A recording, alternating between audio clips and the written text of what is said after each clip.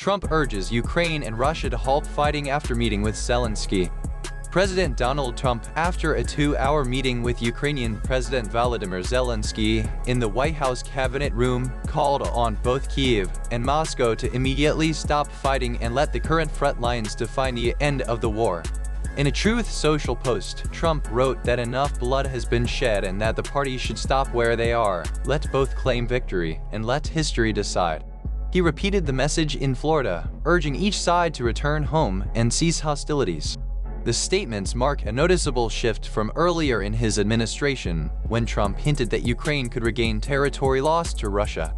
During the meeting, Zelenskyy suggested a ceasefire and hinted at a possible exchange. Ukraine would provide advanced drones to the United States in return for Tomahawk cruise missiles, a proposal that Trump seemed hesitant to approve.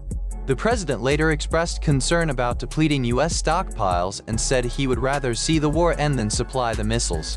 Trump also referenced a recent phone call with Russian President Vladimir Putin and signaled plans for a face-to-face meeting in Budapest, raising speculation about a diplomatic breakthrough.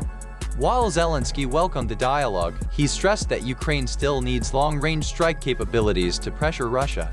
Analysts noted that Trump's call for an immediate halt mirrors his frustration with a protracted conflict and reflects growing impatience with both leaders. The evolving stance could influence upcoming negotiations, but both sides remain wary. Putin warned that supplying Tomahawks would damage U.S.-Russian relations, and Zelenskyy warned that Russia remains an enemy intent on continuing the assault.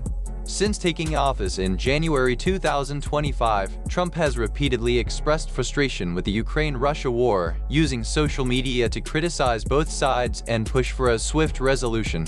Earlier in the year, he suggested Kyiv might have to concede Russian-held territory to achieve peace, a position that drew sharp criticism. After Zelenskyy's visit to New York for the United Nations General Assembly and the subsequent White House meeting, Trump appeared to soften his stance, acknowledging the possibility that Ukraine could reclaim lost lands. The latest remarks, delivered shortly after the meeting, suggest a return to a more hardline approach, urging both capitals to accept the status quo on the battlefield. The proposed exchange of drones for Tomahawk missiles has been a recurring topic in the negotiations. Zelenskyy's team argues that the long-range missiles would allow Ukrainian forces to strike strategic Russian targets deep inside occupied territory, potentially accelerating a diplomatic settlement. Trump's reluctance, citing the need to preserve U.S. stockpiles for future contingencies, signals a tension between military support and political strategy. Moreover,